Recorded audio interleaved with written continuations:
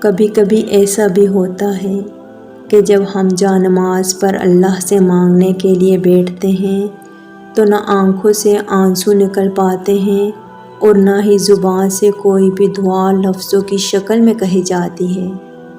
بس ایک عجیب سی کیفیت ہوتی ہے۔ دل تو تب چیخ چیخ کر کہہ رہا ہوتا ہے کہ یا اللہ اب آپ کے کن کی ضرورت ہے، لیکن لب اس درد کو بیاں کرنے سے قاصر ہوتے ہیں۔ اور پتہ ہے اس لمحے تمہاری اللہ سے نہیں بلکہ تمہارے دل کی اللہ سے گفتگو ہوتی ہے۔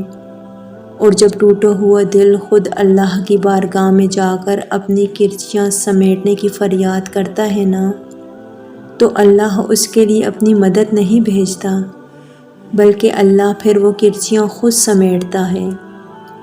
اللہ تب وسیلے نہیں بناتا اس کے لیے بلکہ اللہ خود اس کا وسیلہ بن جاتا ہے۔ تمہاری یہ خاموشی اللہ کے ہاں بہت زور کا شور مچا دیتی ہے، اتنا زور کہ آسمانی خلق اس چپ کی آواز سے چونک اٹھتی ہے، اور پھر وہ ساری خلق اللہ سے تمہارے حق میں دعا کرتی ہے اور فریاد کرتی ہے کہ یا اللہ یہ جو درد سے تڑپ رہا ہے اسے شفا دے دے، اس کے لیے کن فرما دے۔ جب آسمان تمہاری آواز سے لرز اٹھتا ہے تو سوچو اس رب کی کیفیت جس نے فرمایا ہے کہ میں شارک سے بھی زیادہ تمہارے قریب ہوں۔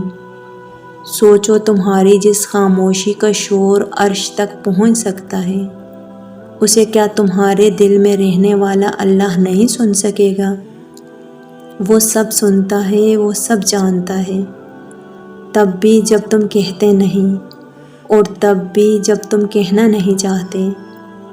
وہ دھڑکن ہے اور وہ دھڑکنوں کی ہی سنتا ہے، پھر ایسے معجزے کرتا ہے کہ دل پھر سے جی اٹھتے ہیں، دھڑکنیں پھر سے بحال ہو جاتی ہیں اور ویران آنکھیں شکر سے بھر جاتی ہیں، پھر کرچیاں بھی سمٹ جاتی ہیں اور شفا بھی مل جاتی ہے۔ بے شک